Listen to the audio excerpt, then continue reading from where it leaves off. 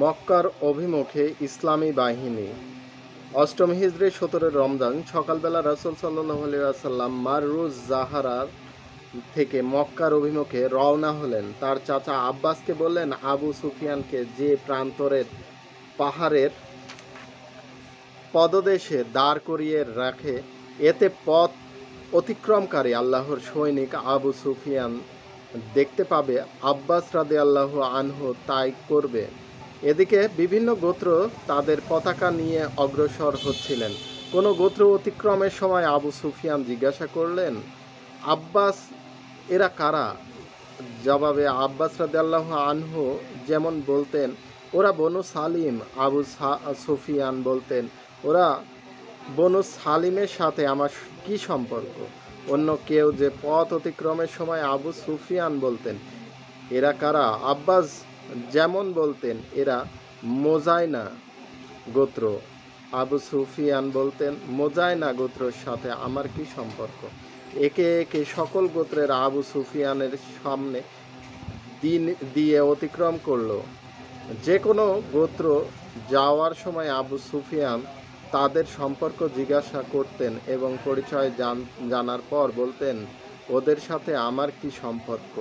এরপর রাসূল সাল্লাল্লাহু আলাইহি ওয়াসাল্লাম মুহাজির ও আনসারদের সঙ্গে নিয়ে যাচ্ছিলেন। সেখানে দেখা যাচ্ছিল শুধু লৌহ শিরস্থান। আবু সুফিয়ান বললেন, সুবহানাল্লাহ, এরা কারা? আব্বাস বললেন, এদের সাথে যুদ্ধ করার শক্তি কার আছে? আবু ফজল, তোমার ভাতিজার বাদশাহী তো জবরদস্ত হয়ে গেছে। আব্বাস বললেন, আবু সুফিয়ান, এটা হচ্ছে নবুয়ত। আবু সুফিয়ান বলতেন, হ্যাঁ, এখন তো তাই বলা হবে। আব্বাস বললেন, আবু সুফিয়ান, এটা হচ্ছে নবুয়ত। আবু সুফিয়ান বললেন, হ্যাঁ, এখন তো তাই বলা হবে।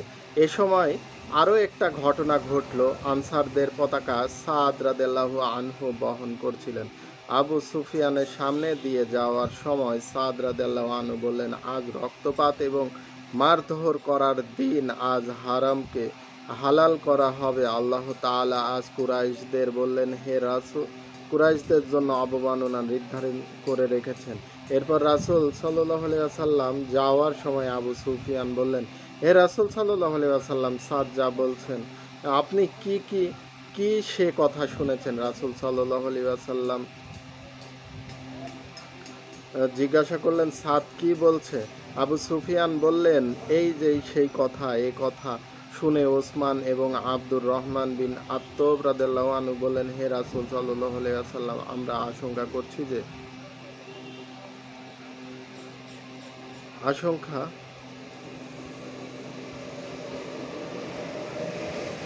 যে সাদ কুরাইশদের মধ্যে খুন খারাপি শুরু না করে। রাসূল সাল্লাল্লাহু আলাইহি ওয়াসাল্লাম বললেন, না, আজ তো এমন দিন যে কাবার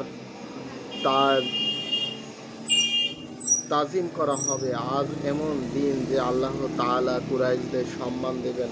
এরপর রাসূল সাল্লাল্লাহু আলাইহি ওয়াসাল্লাম একজন সাহাবীকে পাঠিয়ে সাদের হাত থেকে পতাকা নিয়ে এলেন এবং তার পুত্র কায়েসের হাতে দিলেন। এতে মনে হলো পতাকা যেন সাদ হয়ে এর হাতে রয়েছে। এর বর্ণনা উল্লেখ রয়েছে যে রাসূল সাল্লাল্লাহু আলাইহি ওয়াসাল্লাম পতাকা জুবাইর রাদিয়াল্লাহু আনহু এর হাতে দিয়েছে।